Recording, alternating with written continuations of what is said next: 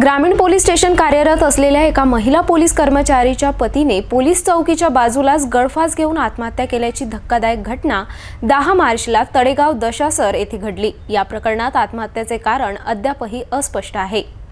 अमरावती ग्रामीण police station हद्दीत येत असलेल्या तळेगाव दशासर येथे सकाळी स्थानिक पोलीस महिला कर्मचारीच्या पतीने पोलीस चौकीच्या एका बाजूलाच दोरीला लटकून गळफास घेऊन आत्महत्या केल्याची खळबळजनक घटनेची माहिती समोर आली आहे।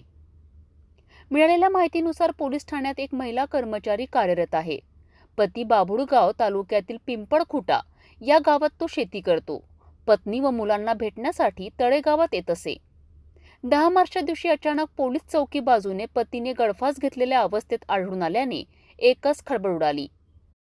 नागरिकांनी तात्काळ उपचारासाठी रुग्णालयात दाखल केले, मात्र काही वेळाने त्याचा उपचारादरम्यान मृत्यू झाला।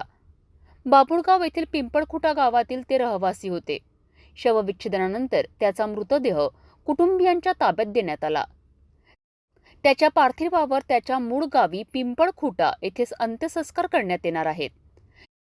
त्यांच्या आत्महत्येमागील कारण अद्यापही अस्पष्ट आहे।